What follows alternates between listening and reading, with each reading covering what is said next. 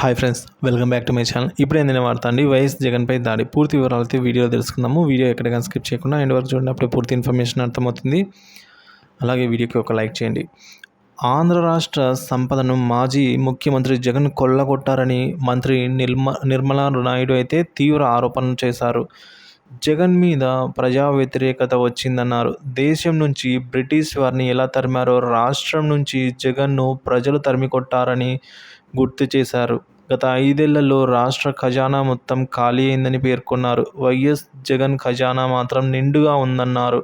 రాష్ట్రంలో ఆర్థిక వ్యవస్థకు పటిష్టం చేయాల్సిన అవసరం ఉందన్నారు. భీమవరంలోని మంత్రి నిర్మలా నాయుడు, ఎమ్మెల్యే పూలపర్తి రామాంజనేయులు, తోట సీతారామలక్ష్మి, జనసేన జిల్లా అధ్యక్షుడు కోటేకులపూడి గోవిందరావు, ఉండి ఎమ్మెల్యే రఘురామకృష్ణంరాజు తదితరులు కలిశారు. ఆ తర్వాత మంత్రి రామానాయుడు మాట్లాడారు.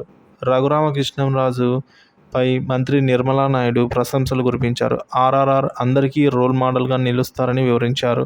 గత ముఖ్యమంత్రి జగన్ అరాచకాలను ధీటుగా ఎదుర్కొన్నారని పేర్కొన్నారు.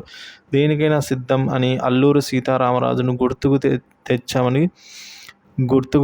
తెచ్చారని గుర్తు చేశారు. ఆ తర్వాత ఆయనకు ఉండి ఎమ్మెల్యే రఘురామకృష్ణంరాజు మాట్లాడుతూ మంత్రి రామానాయుడు సేవ గుణం కలిగిన వారని అయితే వివరించారు. ఆయనకు మంత్రి పదవి రావడం సముచిత నిర్ణయమే అని అభిప్రాయపడ్డారు. రామానాయుడు ప్రజల్లో ఉంటారని, ఏ సమస్య వచ్చినా అందుబాటులో ఉండి పరిష్కరిస్తారని స్పష్టం చేశారు. మంత్రిగా రామానాయుడు మంచి పేరు తెచ్చుకుంటారని కూడా ఈ సందర్భంగా ఆయన వివరించారు.